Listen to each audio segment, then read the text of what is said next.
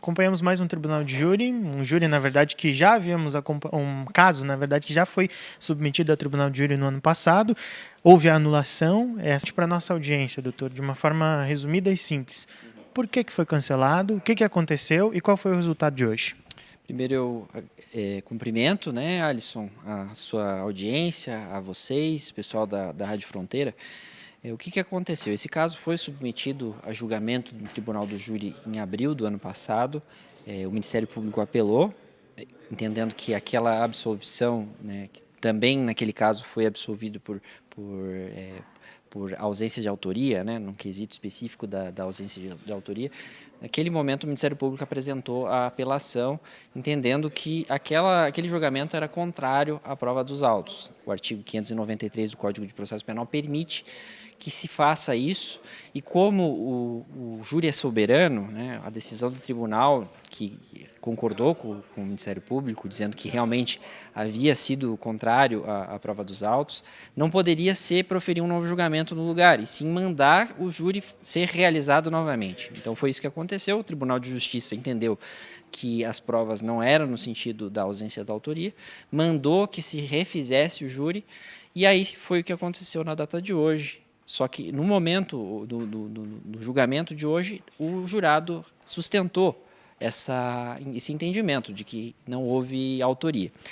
Nessa situação, Alisson, é importante que se diga que o próprio Código de Processo Penal estabelece a impossibilidade de um novo recurso sob o mesmo fundamento. Então, esse caso não poderá ser submetido a julgamento.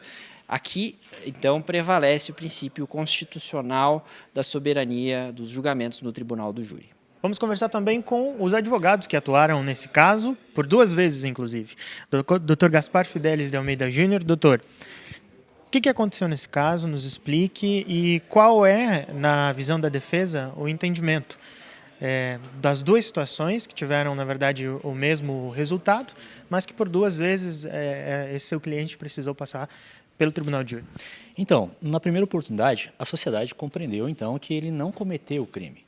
O promotor, discordando desse ponto, recorreu ao tribunal. Por questões técnicas, o tribunal anulou a decisão e mandou fazer um novo júri. No dia de hoje, a sociedade novamente confirmou aquilo que já haviam confirmado, ou seja, que ele não foi o autor da facada na vítima, né? Isso para nós estava muito bem claro desde o início, né?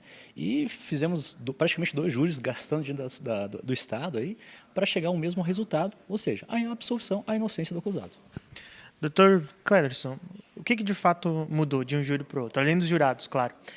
Teve algum fato novo, alguma situação nova, ou foi exatamente da mesma situação? E, como o próprio promotor falou, desse caso ou dessa situação não cabe mais nenhum tipo de recurso.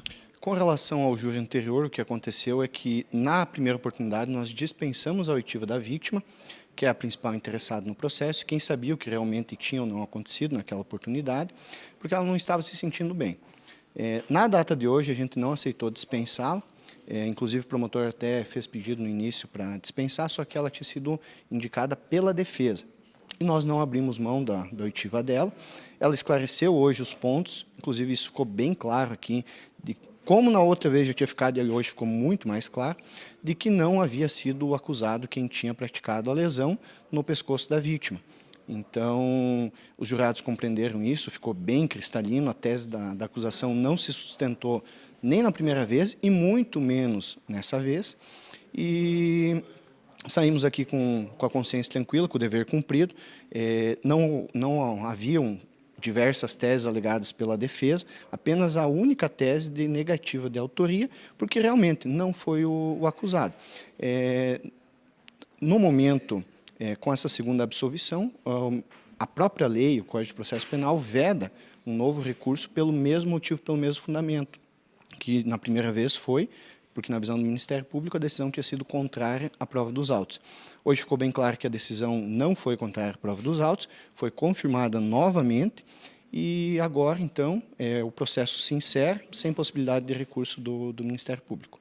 Para a gente fechar, vamos conversar com a juíza de direito, doutora Adriele Pinho Moreira. Vamos falar dessa situação, um tanto quanto incomum, Doutora, gostaria que a senhora explicasse para a nossa audiência o que aconteceu, por que esse caso foi novamente ao Tribunal de Júri e qual foi o resultado dele nesse dia de hoje. Certo. O primeiro júri aconteceu, eu não estava presidindo a sessão, mas o caso foi que o júri decidiu pela absolvição dele, por ausência de provas de autoria.